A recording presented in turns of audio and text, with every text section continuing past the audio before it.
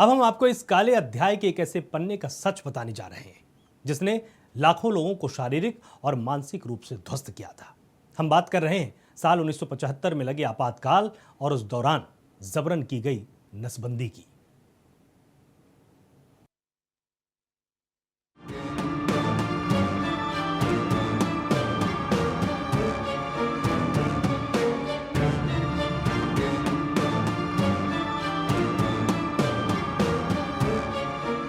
पच्चीस जून 1975 भारत में आपातकाल की घोषणा हुई और इसके साथ ही मौलिक अधिकारों पर अंकुश लगा दिया गया।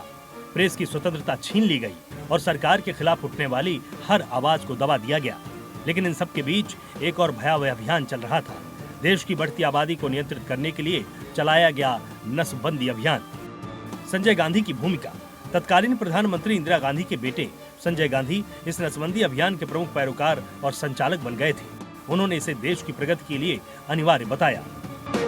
जबरन नसबंदी ये अभियान मुख्य रूप से स्वैच्छिक नहीं था, बल्कि इसमें बड़े पैमाने पर जबरन नसबंदी के मामले सामने आए। लोगों को अक्सर धमकाया जाता था।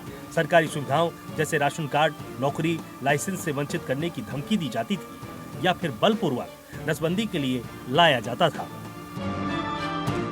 लक्ष्य निर्धारण और दबाव। निचले स्तर के अधिकारियों और स्वास्थ्य कार्यकर्ताओं पर नसबंदी के लिए कड़े लक्ष्य थोपे गए थे। इन लक्ष्यों को पूरा करने के लिए उन पर भारी दबाव था, जिसके परिणाम स्वरूप उन्होंने अनैतिक तरीकों का सहारा लिया। सरकार ने परिवार नियोजन को प्राथमिकता दी, लक्ष्य तय किए और इन लक्ष्यों को पूरा करने के लिए अधिकारियों पर दबाव डाला गया। नतीजा ये हुआ कि नसबंदी एक स्वैच्छिक कार्यक्रम से बदलकर जबरन का अभियान बन गया। निशाने पर गरीब और कमजोर वर्ग।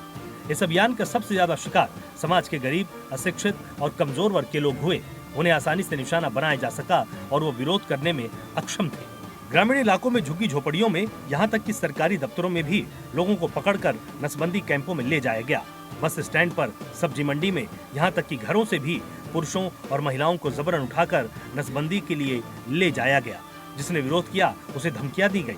राशन कार्ड रद्द करने, सरकारी सुविधाओं से वंचित करने या नौकरी से निकालने तक की धमकी दी गई।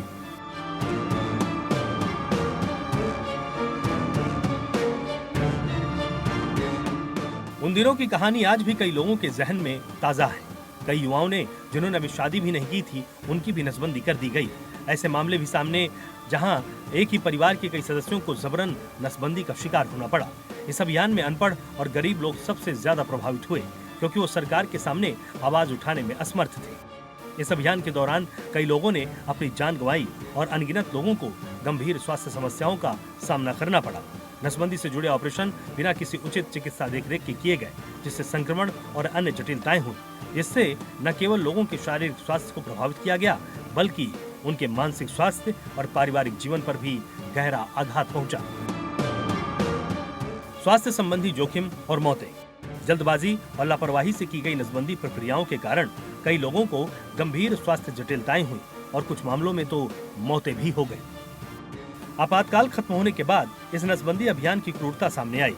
जनता पार्टी की सरकार ने शाह आयोग का गठन किया, जिसने आपातकाल के दौरान हुई ज्यादतियों की जांच की और आयोग ने अपनी रिपोर्ट में जबरन नसबंदी के कई भयावह मामलों का खुलासा किया।